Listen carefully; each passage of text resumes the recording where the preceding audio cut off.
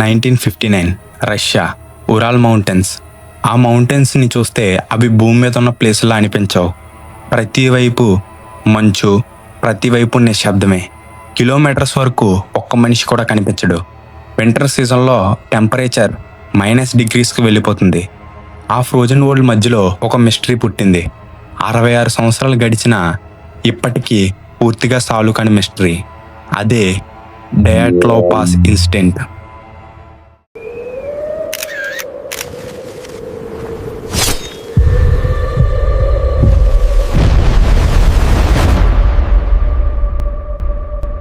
ఒక టెంట్, 9 మంది హైకర్స్ మరియు ఆన్సర్ లేని కొన్ని ప్రశ్నలు. అది 1959. సచ్ టీమ్స్ మిస్సింగ్ అయిన హైకర్స్ కోసం వెతుకుతున్నాయి. మొదట్లో ఎవరూ ఎక్కువ టెన్షన్ పడలేదు.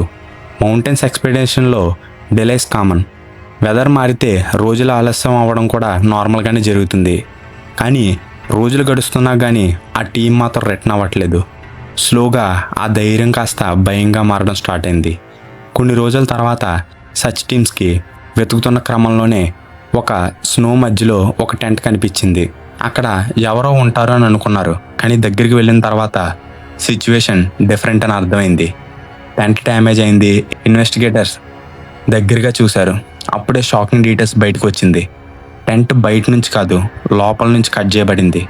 అంటే టెంట్లో ఉన్న వాళ్ళు బయటికి వచ్చారు, కానీ ఎందుకు?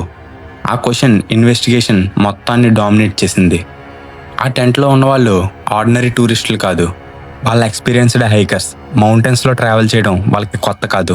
వాళ్ళ team leader Igor Dyatlov young and confidence. Adventure అంటే అతనికి ప్రాణం. రష్యాలో టఫెస్ట్ వింటర్ ఎక్స్పెడిషన్లో పార్టిసిపేట్ చేసిన వ్యక్తి. టీంలో మిగతా మెంబర్స్ కూడా ఎక్స్పీరియన్స్డ్గానే ఉంటారు. Students, engineers, adventure lovers. అందరికీ ఒక కామన్ గోల్ ఉంది, ఒక ఛాలెంజింగ్ ఎక్స్పెడిషన్ని కంప్లీట్ చేయాలి.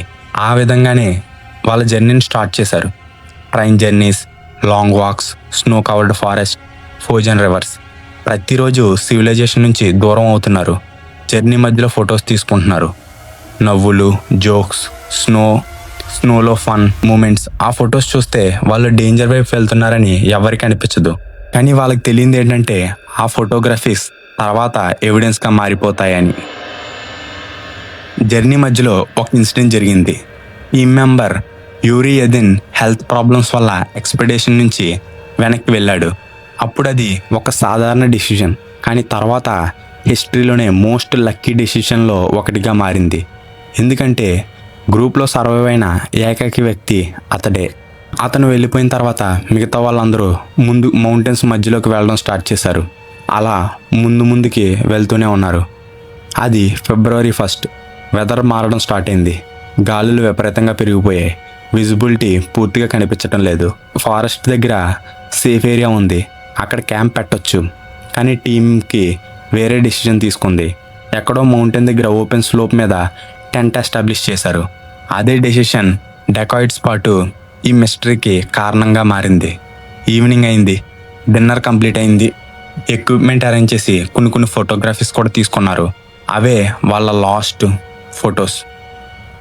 టెంట్ లోపల అట్మాస్ఫియర్ చాలా కామ్గా ఉంది. బయట మాత్రం గాలి గట్టిగా వేస్తుంది, స్నో పడుతుంది, మంచు డార్క్నెస్లో కలిసిపోతుంది.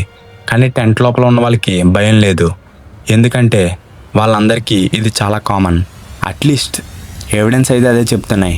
కానీ ఆ రాత్రి ఏదో జరిగింది. సచ్ టీమ్స్ టెంట్ని ఎగ్జామిన్ చేసింది. టెంట్ లోపల అన్నీ ఉన్నాయి.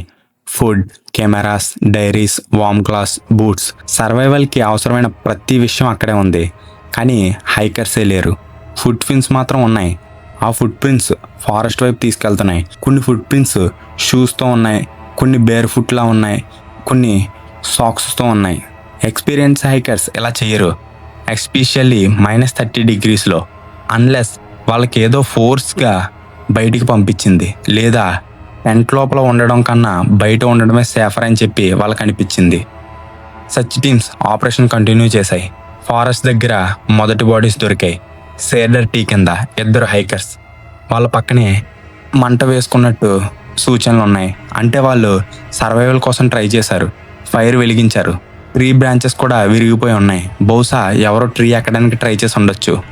రీజన్ మాత్రం తెలియదు. అలా కొంచెం దూరంలోనే హైగర్ డయాట్లో బాడీ కూడా దొరికింది. తర్వాత జిన్నా, తర్వాత రెస్టమ్ వాళ్ళ పొజిషన్స్ చూస్తే వాళ్ళ క్యాంప్కి తిరిగి రావడానికి ట్రై చేసినట్టు అనిపించింది. కానీ అది కంప్లీట్ చేయలేకపోయారు. కోల్డ్ వాళ్ళని మధ్యలోనే ఆపేసింది. మంత్స్ గడిచాయి, వింటర్ అయిపోయింది, స్నో కరగడం స్టార్ట్ అయింది. మేలో మిగతా 4 హైకర్స్ బాడీస్ కూడా దొరికాయి. కానీ ఈసారి డిస్కవరీ మరింత షాకింగ్గా ఉంది. ఎందుకంటే వాళ్ళ స్కల్స్ ఫ్రాక్చర్ అయిపోయాయి, విరిగిపోయిన ribs, several internal injuries. Doctors reports ప్రకారం ఇంపాక్ట్ చాలా పవర్ఫుల్గా ఉంది. కానీ వాళ్ళు బయట చిన్న గాయాలు కూడా లేవు. అదే ఇన్వెస్టిగేటర్స్ని కన్ఫ్యూజ్ చేసింది. కేస్ పబ్లిక్ తెలిసిన తర్వాత కొన్ని చాలా థియరీస్ వరదల్లాప్చాయి. ఏలియన్స్ అని, సీక్రెటరీ టెస్ట్ అని, అన్నోన్ క్రీచర్స్ అని, పారానార్మల్ ఫోర్సెస్ అని. కోల్డ్ వార్ టైంను బట్టి మిలిటరీ థియరీ చాలా పాపులర్ అయింది. విట్నెసెస్ స్కైలో స్ట్రేంజ్ లైట్స్ చూసామని చెప్పారు. కానీ దానికి బలమైన ప్రూఫ్ ఎప్పుడూ దొరకలేదు. ఇయర్స్ తర్వాత సైంటిస్ట్స్ ఎవిడెన్స్ని మళ్ళీ అనలైజ్ చేశారు. అఫీషియల్ ఎక్స్ప్లెనేషన్ అవలాంచ్ థియరీ వైపు వెళ్ళింది. స్నో మూమెంట్ డేంజర్ క్రియేట్ చేసింది అని చెప్పారు. అందుకే టెన్షన్ కట్ చేసి బయటకు వచ్చారని కన్క్లూజన్. మిస్టరీ మాత్రం ఇంకా సాల్వ్ కాలేదు. ఎందుకంటే వాళ్ళు నిజంగా అవలాంచ్కే బయటకు వచ్చుంటే మరి ఫుడ్ ప్రింట్స్ ఎందుకు సాధారణంగా నడుస్తున్నట్టున్నాయి? ఎందుకంటే అవలాంచ్ వచ్చిందంటే వాళ్ళు ఇంకా వేగంగా పరిగెట్టాలి కదా. అలాగే ఇక్కడ వచ్చే ఇంకో పాయింట్, మళ్ళీ క్యాంప్కి ఎందుకు రావడానికి ట్రై చేశారు? కొన్ని ఇంజురీస్ ఎలా వచ్చాయి? ఈ క్వశ్చన్స్కి కంప్లీట్ ఆన్సర్ లేదు. ఇప్పటికీ డయాట్లోపాస్ ఇన్సిడెంట్ వరల్డ్లో మోస్ట్ ఫేమస్ అన్సాల్వ్డ్ మిస్టరీలో ఒకటి. సర్చ్ ఆపరేషన్ ముగిసింది, రిపోర్ట్స్ ఫైల్స్లో కలిసిపోయాయి, జనరేషన్స్ మారిపోయాయి. కానీ ఉరాల్ మౌంటైన్స్ మధ్యలో మిగిలింది ఒక స్టోరీ, ఒక టోర్న్ టెంట్, 9 మంది హైకర్స్, కొన్ని ఫుడ్ ప్రింట్స్ మరియు ఇప్పటికే ఆన్సర్ లేని ఒక రహస్యం. ఆ రాత్రి డయాట్లోపాస్లో నిజంగా ఏం జరిగింది? అవలాంచేనా, మిలిటరీ ఎక్స్పెరిమెంటా, లేక మనకింకా తెలియని ఇంకేదన్నానా? అది మాత్రం ఇప్పటికీ ఎవరికీ తెలీదు.